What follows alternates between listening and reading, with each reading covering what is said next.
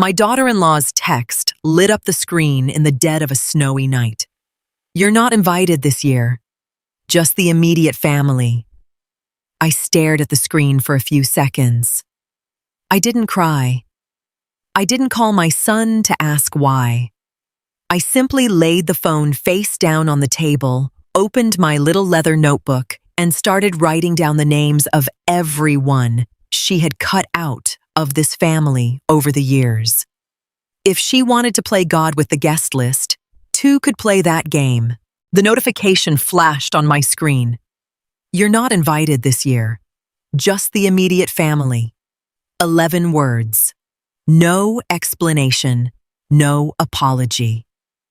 Outside, the first dusting of snow was settling on the deck of my estate, a place she knew absolutely nothing about. My name is Clara, and I'm 66 years old. For a long time, I was the woman standing in the background, keeping my mouth shut. I stared at the phone in my hand, a strange thumping in my temples, echoing the cold silence of the room. My son Julian hadn't written that text. He always left that kind of dirty work to Mia. Mia controlled everything, from vacation itineraries to who got a seat at the big table for Christmas. And who didn't. I didn't type back a response.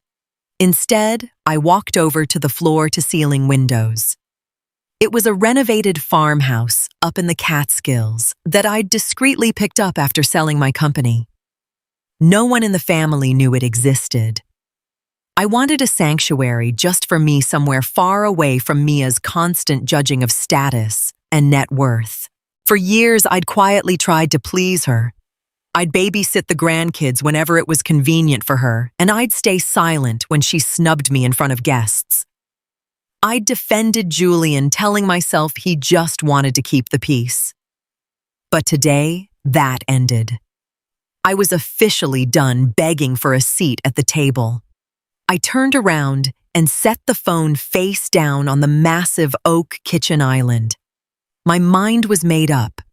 If Mia was going to dictate the guest list, for the family, holidays, I'd just write my own. I didn't feel hot rage. I felt a liberating, deep, quiet clarity. It was time to take the reins. I opened my notebook and started listing the names of everyone Mia had ruthlessly weeded out over the last few years. Aunts, cousins, old family friends, anyone who didn't fit her perfect aesthetic. I looked back at the silent phone, then dialed the very first number. It was time to send out a much better invitation for my own grand party in the snow. The first call was to my brother-in-law, Arthur. "Clara," he answered, sounding surprised. "We thought you were traveling. Mia said you wanted some peace and quiet this year." I smiled bitterly. So that was her story. "No, Arthur," I replied, keeping my voice steady. "I'm hosting a party at my place in the mountains, and I'd love for you and Martha to come." The shock on the other end was almost tangible. I didn't explain much, and I didn't complain about Mia. I didn't need to anymore. I just gave him the date and the address. Then I called my cousin Sarah, then Uncle Harold. Everyone told me the same version of the story. Mia had led them to believe the holiday was going to be extremely intimate. No room, just the inner circle. Apparently, the inner circle only consisted of Mia's well-to-do relatives. After the fifth call, I set the phone aside and took a sip of water. I felt a quick pang of guilt. Had I raised Julian to be too weak? Probably. After his father died, I'd cleared every obstacle from his path. Now I was paying for it. He let Mia run the show because it was easier than standing up for himself. But I wasn't here to dig through the past. I had to be pragmatic. I grabbed my laptop. A party for 20 people required real logistics. Luckily, I was used to running things. I booked a local catering service from the next town over. Nothing over the top, just honest, fantastic food. Roast goose, savory stuffings, excellent wine. I sent a short, polite text back to Mia. Have a great time. I've already made some lovely plans of my own. No accusations, no debate. Just a clear boundary. Then I opened my banking app. There was one little piece of business I should have handled a long time ago, but I'd put it off out of convenience and misplaced guilt. The recurring payment for Julian's expensive SUV lit up the screen. I took a deep breath, thought about the last few years, and confirmed the cancellation with a single click. I smiled to myself. That little financial adjustment was going to bring a lot of clarity to our family dynamic very soon. I could promise that much. I spent the next few days getting ready. My house had plenty of room, but I needed to prep the guest rooms. As I put fresh linens on the beds, I thought about the subtle power plays of the last few years. Mia never screamed. She just slowly made me invisible. At her parties, I was usually tucked away at the edge of the room, far from the important conversations. When it came time to pay for the expensive wine, I was good enough. When it came to actual inclusion, I was an inconvenience. I fluffed the pillows. I didn't feel like a victim. When you let people walk all over you, you're partially to blame for the footprints. I'd stayed quiet for a long time just so I wouldn't lose Julian. But love shouldn't mean erasing yourself. Tuesday morning, a text came in from Julian. Hey, Mom, about Christmas. Mia thinks it's just going to be too stressful with a big crowd this year. We'll make it up to you in January. Okay? Love you. Not even a phone call. Just a fleeting text. In the past, that would have crushed me. Today, all I saw was the cowardice of a man who avoids conflict at all costs. I typed back quickly. No problem, Julian. Don't worry about me. I'm all set. I didn't use any irony. Irony is a sign of emotional dependence. I was independent. That afternoon, the local florist arrived with fresh pine boughs and simple white candles. The house smelled like cedar and anticipation. You don't need over-the-top luxury to create warmth. You just need real people. I went into the kitchen to prep the dough for my mother's old cookie recipe. As I was kneading the dough, my phone rang. It was my neighbor, Mr. Henderson, from my place in the city. I'd asked him to check my mail. He sounded a bit confused. Mrs. Weber, there's a rather thick letter here from the car dealership addressed to your son. Should I drop it off to him? I wiped some flour off my hands and smiled at the empty room. No, Mr. Henderson, just leave it with the rest of my mail on the foyer table. Julian has his own key to the apartment if he really needs to pick up something important. That was more than enough. 2 days before the party, I was back at my apartment in the city. I'd driven in one last time to grab some old family albums. The air in the apartment felt stuffy, even though I'd only been gone a week. There on the foyer table sat the letter from the dealership. I knew exactly what it said, a notice for the unpaid lease payment. Julian was used to comfort. He made a good salary, but Mia spent it faster than he could earn it. 2 years ago, when Julian complained about a cash flow crunch, I'd quietly set up the auto pay for his car. Mia had treated it like it was her birthright. Not once had a thank you crossed her lips. I didn't open the letter. It wasn't my mail anymore.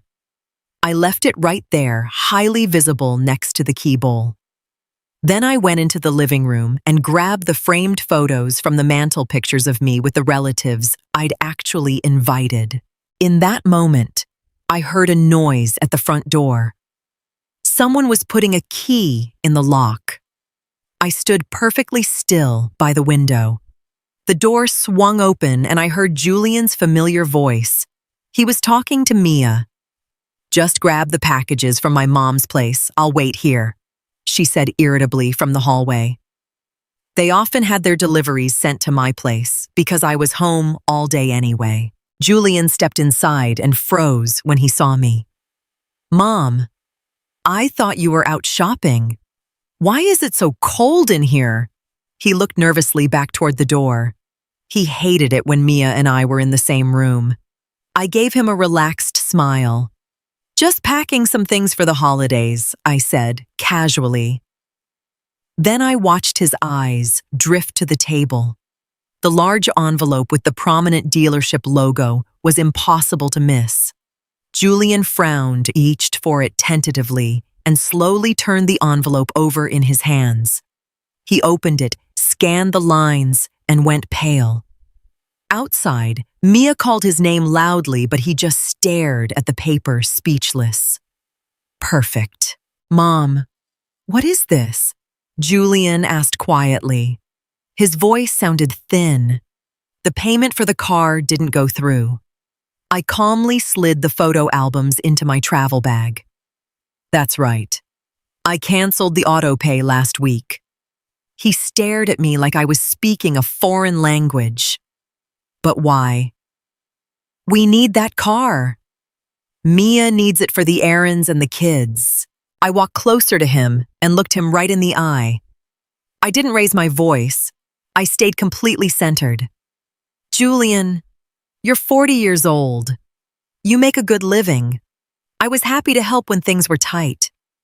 But it's time you paid your own bills, especially since you clearly have enough money to host an exclusive party for Mia's family."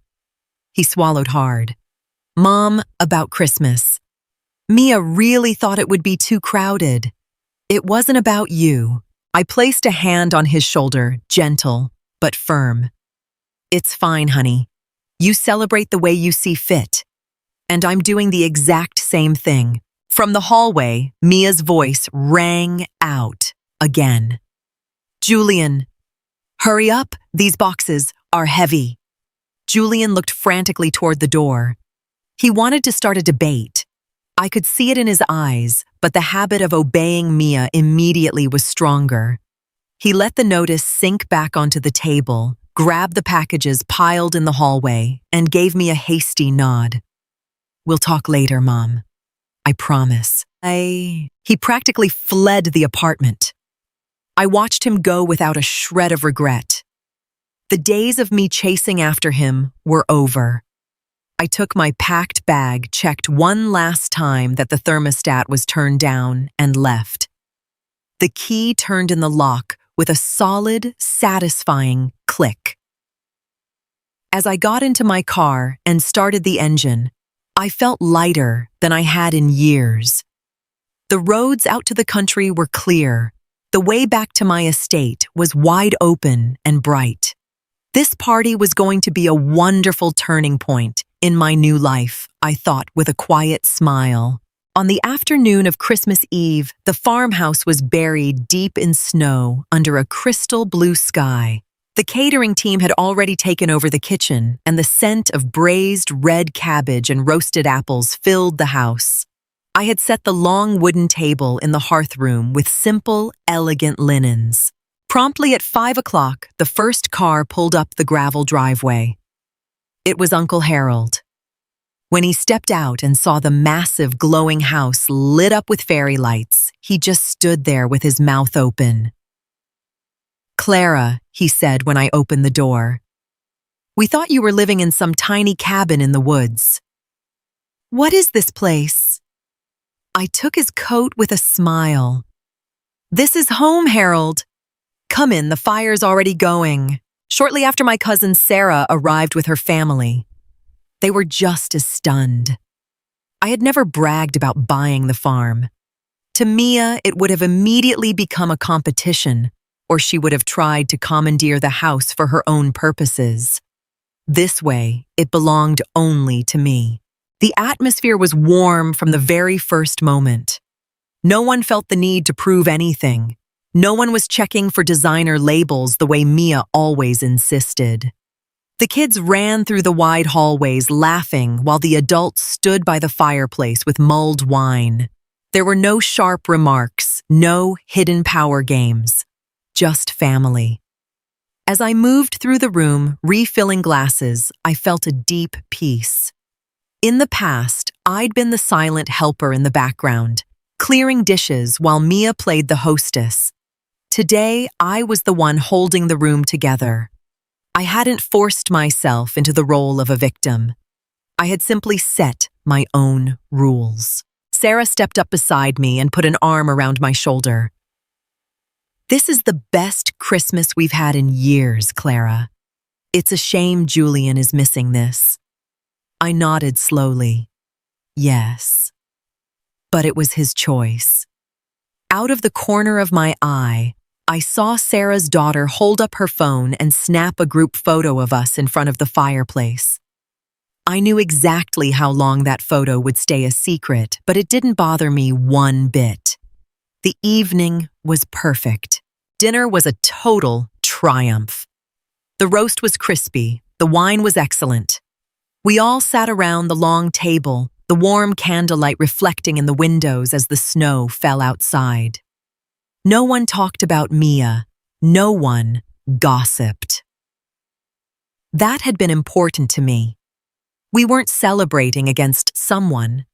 We were just celebrating for us. Sarah's daughter, sitting at the end of the table, was tapping away on her phone. "I just posted a few photos in the family group chat," she said casually, reaching for more sides. "The others should see what a gorgeous place you have, Aunt Clara." I just smiled and took a sip of water. I had no interest in petty revenge. But consequences are simply the result of actions. Mia had tried to uninvite me and half the family tree to preserve her elite image. Now she was seeing that we didn't need her. After dinner, we exchanged small personal gifts, nothing expensive, just things that showed we actually knew each other. A good book for Harold, hand-knit socks for the kids. I soaked in the laughter and the easy energy. Suddenly, I felt my phone vibrate in my cardigan pocket. I ignored it. A few minutes later, it vibrated again. And then again, it was obvious the photos had hit the chat. I set my glass down and walked slowly into the kitchen to check the screen in private. 5 missed calls from Julian, 3 texts from Mia. I wiped the screen clean. No panic rose in me, no guilt. I didn't open the messages immediately. I just leaned back against the wooden counter. From the living room, I heard the hearty laughter of my guests. The dynamic had officially shifted. I was no longer the small, annoying problem that could be conveniently ignored during the holidays. The phone in my hand lit up again. This time, it was a FaceTime call. Julian was trying again. I brushed a stray silver hair from my forehead, took a deep breath, and decisively pressed the green button. Finally. On the screen, it wasn't just Julian. Mia was there too, crowding into the frame. In the background, I could see their modern yet strangely cold living room. "Clara, what is going on?" Mia snapped immediately, skipping any greeting. Her voice was shrill. "Whose house is that in the photos? And why are Uncle Harold and everyone else there? You told us you had plans. You didn't say you were hosting a rival party." I held the phone steady. "Good evening, Mia." "Merry Christmas, Julian," I said calmly. "It's not a rival party. It's my home. I invited the people I wanted to spend time with. You didn't have room for us anyway, remember?" Julian looked completely blindsided. "Your home? Mom, what are you talking about? You just have the apartment in the city." "I kept the apartment, yes," I explained matter-of-factly. "But I bought this farm a while back. It's a nice retreat." Mia gasped. Her eyes darted around the screen, trying to take in the background of my kitchen, the custom woodwork, the stone walls. It was exactly the kind of real estate she would have loved to brag about to her friends. "Why did you hide this from us?" Julian asked, and now he sounded hurt. "You know we've been looking for something bigger for months. And you just buy a massive estate and say nothing. Because you never asked how I was actually doing, Julian, I replied quietly. And because Mia made it very clear that this year was only for the real family. So I gathered my real family around me. Family around. Mia opened her mouth to say something sharp, but the words failed her. The loss of control was written all over her face. She was no longer the director of our lives. Julian rubbed his temples, looking exhausted. Mom, the car lease thing, was that part of this? Did you do that on purpose? I gave a tiny smile. I just reorganized my finances, Julian. That's all. The screen showed two completely stunned faces. I hovered my finger over the red button. You'll have to excuse me, I said before Mia could recover. My guests are waiting for dessert. We still have a wonderful evening ahead of us. Clara, wait. Julian called out, sounding panicked. Can we come by tomorrow? We want to see the place. We need to talk. I looked at him for a moment. He sounded like a little boy who had just realized the best toy was at someone else's house. I'm busy tomorrow, I answered. I'm taking Sarah and the kids snow tubing. And after that, I'll need some quiet time. You can reach out in the new year. We'll grab coffee in the city. In the city, Mia chimed in, the indignation returning to her voice. Why not here? This place is plenty big enough. Because this is my private sanctuary, I said firmly. And I only invite people into this space who value me, regardless of whether I'm paying for their car or providing free childcare. I looked at Julian. I love you, Julian, but I'm done being treated like a piece of furniture that you pull out when you need it and put in storage when you don't. Without waiting for another word, I ended the call. The screen went black. It felt like I'd just dropped a heavy, wet blanket I'd been carrying on my shoulders for years. I set the phone on the counter and took a deep breath. No tears, no drama. Just the clean, cold reality of cause and effect. I walked back into the living room where the laughter was in full swing. As I sat back down, Sarah reached over and squeezed my hand. She didn't ask who had called. She probably knew. I raised my glass of red wine, toasted Uncle Harold, and took a sip. It was the best wine I'd tasted in a very long time. The rest of the night was incredibly peaceful, and I knew in my heart that everything had changed for good. My old life was over. Thank God. Cheers. The weeks following that party fundamentally changed our family dynamic. Julian tried to visit me in the city several times. Sometimes he brought flowers. Mia mostly stayed in the background. She'd realized she lost her leverage the moment I stopped letting her control my time. Without my money for the car, they had to scale back their lifestyle.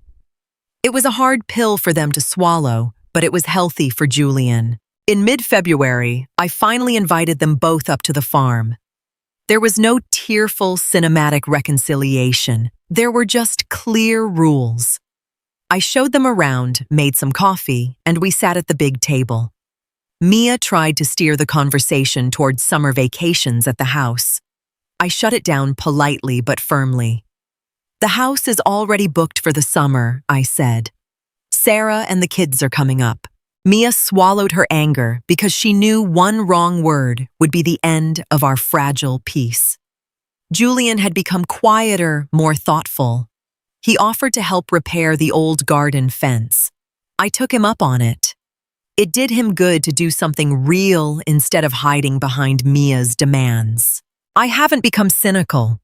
I've just become enough of an adult to accept that some family bonds only work if you build strong, high fences. I often sit on my deck in the evenings now, drinking a cup of tea and watching the sun dip behind the snow-capped peaks. I didn't just find a new place to live. I rediscovered my own worth. If someone types 11 words today to uninvite me from their life, I just smile. Because I know exactly where my seat at the table is. I don't have to beg for it anymore. I am the hostess of my own life, and I decide who gets to sit with me. It's a good, quiet life without the unnecessary noise. For real respect, the door is always open, but for anything else, it stays locked tight. This is my path now, self-determined and above all, peaceful.